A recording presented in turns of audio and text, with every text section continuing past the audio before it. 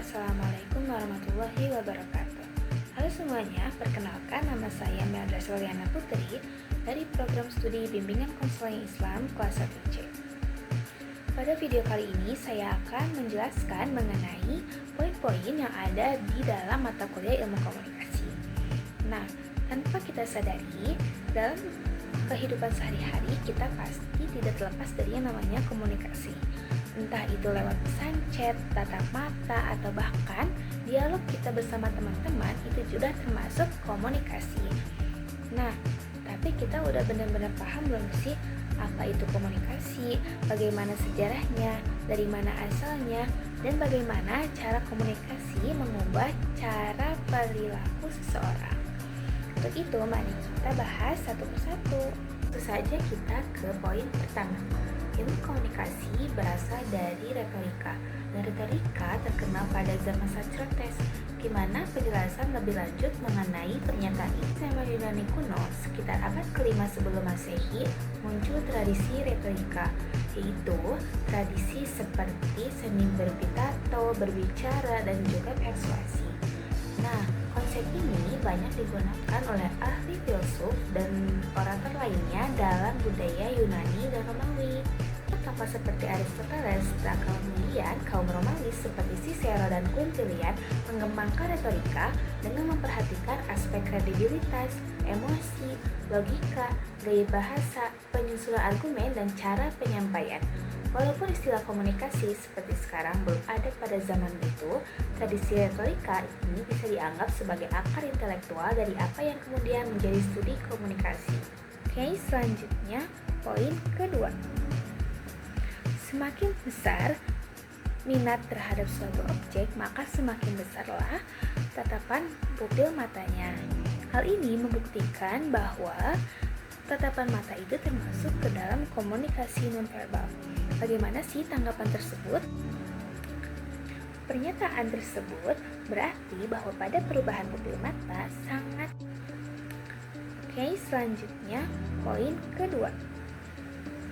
Semakin besar minat terhadap suatu objek, maka semakin besarlah tatapan pupil matanya.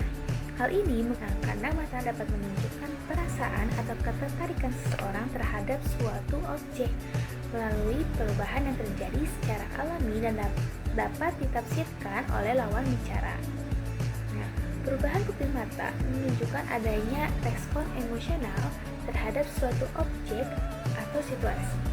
Ketika seseorang tertarik, bersemangat, atau memiliki perhatian tinggi terhadap sesuatu, maka pupil matanya akan melebar, sedangkan ia sedang tertarik atau fokus.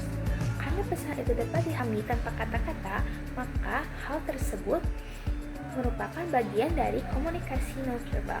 Artinya, mata dapat mengungkapkan apa yang dirasakan secara alami dan menjadi salah satu bentuk penyampaian pesan melalui ekspresi fisik. Selanjutnya itu ada poin ketiga, yaitu komunikasi adalah proses di mana seseorang menyampaikan stimulus dengan tujuan mengubah atau membentuk perilaku seseorang. Hal ini diungkapkan oleh Shannon dan juga Weaver. Nah, mari kita simak penjelasan lebih lanjut. Pengertian komunikasi menurut Shannon dan Weaver. Shannon dan Weaver menjelaskan bahwa komunikasi itu adalah cara seseorang atau proses seseorang ketika menyampaikan stimulus. Nah, stimulus itu bisa berupa pesan, gambar, suara, isyarat, dan sebagainya. Nah, dengan tujuan memengaruhi atau membentuk perilaku orang lain. Artinya, komunikasi itu tidak hanya sekedar memberikan informasi, tetapi juga ada unsur pengaruh di dalamnya. Dan juga penerima pesan diharapkan bereaksi atau berubah sesuai dengan apa yang diharapkannya. Contoh, ketika guru menyampaikan kepada murid, sehingga murid yang sebelumnya tidak paham menjadi paham apa yang dimaksud setelah dijelaskan oleh guru. Nah, itu salah satu contoh dari pengertian ilmu komunikasi menurut Shannon dan juga Weaver. Teori klasik Shannon dan Weaver memang menggambarkan komunikasi sebagai proses transmisi pesan, source, transmitter, channel, receiver, and destination. Di dalam model ini juga ada konsep noise atau gangguan yang bisa menghambat penyampaian suatu pesan sehingga komunikasi bisa gagal atau berubah tujuan. Dan itu ada poin keempat, yaitu komunikasi merupakan suatu proses dialihkan dari sumber kepada penerima dengan maksud untuk mengubah tingkah laku seseorang. Hal ini diungkapkan oleh Everett M. Rogers. Everett M. Rogers mengatakan bahwa komunikasi merupakan proses penyampaian suatu pesan dari sumber kepada penerima dengan maksud untuk mengubah tingkah laku mereka. Fokus dari definisi ini ada ide, proses transfer, dan yang terakhir ada tujuan. Ide itu adalah sesuatu yang disampaikan. Proses transfer itu bagaimana si komunikasi bisa terjadi, yaitu dari pengirim ke penerima. Dan yang terakhir pasti ada tujuan. Tujuan itu sehingga menjadikannya perubahan tingkah laku. Jadi komunikasi bukan hanya bertukar informasi, tetapi ada harapan bahwa ide yang disampaikan dapat dipahami dan dapat dipraktekkan oleh penerima dalam kehidupan nyata. Nah, contohnya itu ada pemerintah kampanye tentang bahaya narkoba dengan harapan masyarakat dapat menjauhi dan menghindari dari penyalahgunaannya. Kelima yaitu Hoffman menyatakan bahwa komunikasi merupakan proses ketika seseorang menyampaikan perangsang-perangsang atau stimulus dengan maksud mengubah tingkah laku mereka.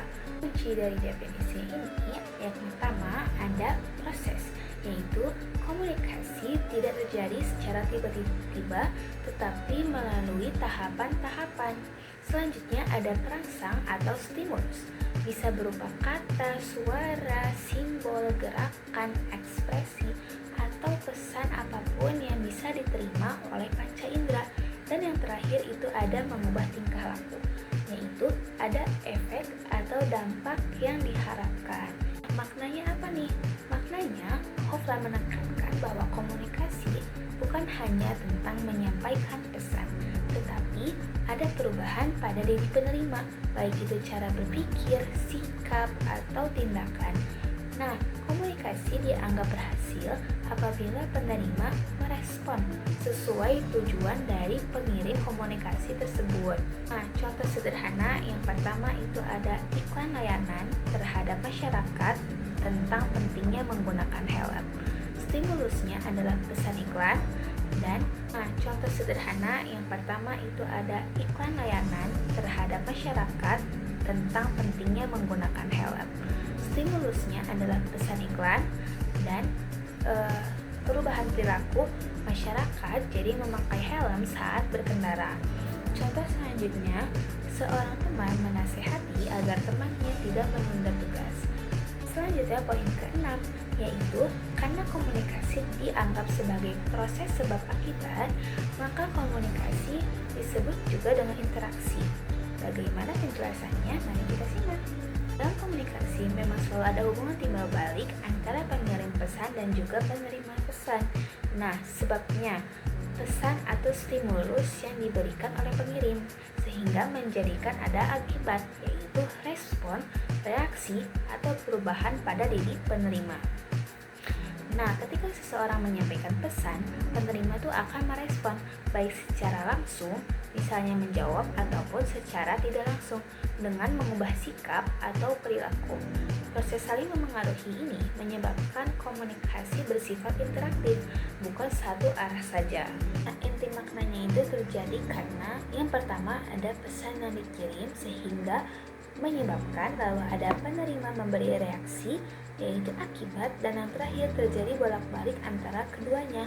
Maka komunikasi disebut interaksi, yaitu saling bertindak dan saling memengaruhi antar individu. Ada poin ketujuh, yaitu saat perkuliahan komunikasi terjadi untuk memberikan edukasi pada mahasiswa. Bahwa proses komunikasi di kelas memiliki tujuan utama untuk menyampaikan pengetahuan, informasi, dan pemahaman dari dosen kepada mahasiswa. Dalam konteks perkuliahan, komunikasi bukan hanya sekedar berbicara atau bertanya jawab, tetapi juga merupakan bagian penting dalam proses pendidikan. Melalui komunikasi, dosen menjelaskan materi, materi kuliah, memberikan contoh, dan menjawab pertanyaan serta membimbing mahasiswa agar mampu memahami apa yang disampaikan dan mampu memahami pelajaran-pelajaran yang ada. Sebaliknya, mahasiswa juga memberikan respon berupa pertanyaan, diskusi, atau pendapat yang menunjukkan bahwa mereka sedang belajar dan memahami apa yang disampaikan. Dengan demikian, komunikasi dalam kuliah berperan aktif sebagai alat edukatif yang membantu mahasiswa dalam memperoleh ilmu, membentuk cara berpikir, serta mengembangkan sikap dan keterampilan akademiknya. Poin ke-8 yaitu stand up comedy merupakan bentuk komunikasi yang menghibur. Nah, dari pernyataan stand up comedy merupakan bentuk komunikasi yang bersifat menghibur, berarti bahwa dalam stand up comedy itu seorang komika memberikan atau menyampaikan pesan berupa cerita, lelucon atau pengalaman kepada penonton dengan tujuan untuk menghibur dan membuat mereka tertawa. Jadi, komunikasi yang terjadi fokus pada memberikan kesenangan saja dan menciptakan. Nah, dari pernyataan stand up comedy merupakan bentuknya komunikasi itu gak harus serius atau persuasif, tetapi bidang komunikasi juga mengenali bahwa komunikasi juga punya fungsi untuk menghibur atau hiburan, ekspresi emosional.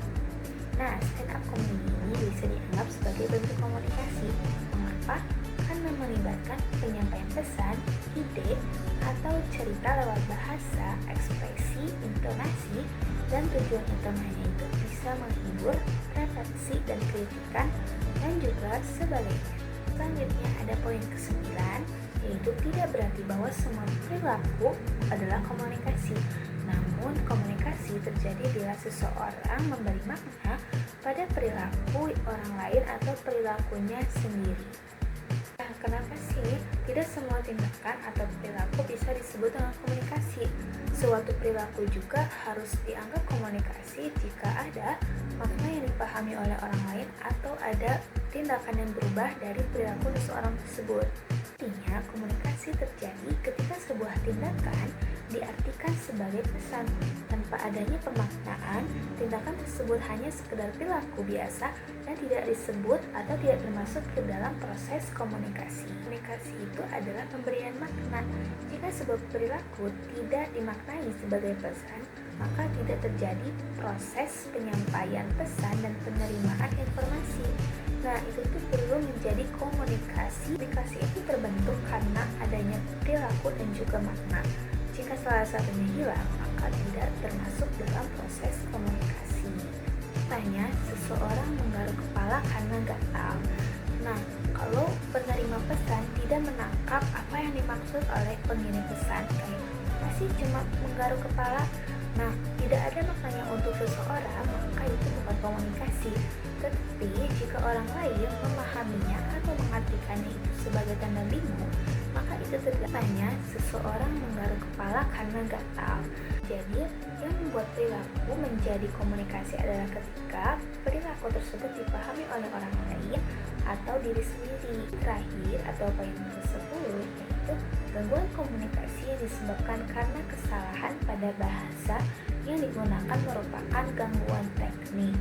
Nah, pernyataan dari gangguan komunikasi yang disebabkan karena kesalahan pada penyampaian atau bahasa yang digunakan merupakan gangguan teknik, berarti bahwa gangguan yang muncul dalam proses komunikasi akibat pemilihan bahasa yang tidak tepat atau salah struktur atau penggunaan kata yang membingungkan termasuk dalam kategori gangguan teknis. Nah, kesalahan pada bahasa itu dapat membuat pesan menjadi rancu atau tidak jelas, salah dipahami, dan tidak dapat tersampaikan dengan baik, sehingga proses komunikasi ini sedikit menjadi terhambat. Untuk gangguan teknis karena bahasa itu, yang pertama ada menggunakan istilah atau bahasa asing yang tidak pernah didengar sebelumnya dan juga tidak dapat dipahami.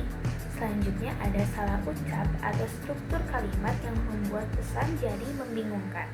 Yang ketiga, ada kata yang digunakan memiliki arti ganda sehingga salah ditafsirkan atau salah diartikan. Dan yang terakhir itu ada penggunaan bahasa terlalu teknis di depan orang yang belum paham di bidang tersebut. Selanjutnya itu ada narsis dikir untuk ayah. Ayah tuh orangnya simple banget, bukan orang yang suka banyak ngomong, orang yang gak suka nunjukin capeknya, tetapi selalu mengusahakan ke anak-anaknya, ke keluarganya untuk selalu mencukupi kebutuhan. Selanjutnya itu ada narsis dikir untuk ayah. Ayah tuh orangnya simple banget, bukan orang yang suka banyak ngomong, orang yang gak suka nunjukin capeknya, tetapi selalu mengusahakan ke anak-anaknya, ke keluarganya untuk selalu mencukupnya, akan merasakan kebahagiaan selama masih ada di sisi ayah. Dan baru di umur-umur sekarang tuh baru menyadari ternyata perjuangan ayah itu seberat itu. Ayah bisa ngelewatin ini sendiri dengan kehadiran. Selanjutnya itu ada narsis dikir. Selanjutnya itu ada narsis dikir untuk ayah. Ayah tuh orangnya simple banget, bukan orang yang suka banyak ngomong, orang yang gak suka nunjukin capeknya, tetapi selalu mengusahakan ke anak-anaknya, ke keluarganya untuk selalu mencukupi. Berharga banget. Sekarang tuh aku ngerti perjuangan ayah tuh gak main-main. Maka dari itu I love him so much, how he treats us. Makasih udah terus sama aku.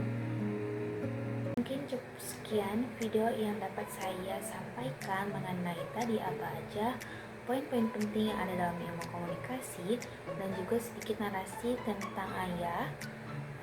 Dicukupkan sekian. Mohon maaf apabila terdapat banyak kesalahan, baik itu dari perkataan atau mungkin videonya yang kurang bagus. Terakhir dari saya, wassalamualaikum warahmatullahi wabarakatuh.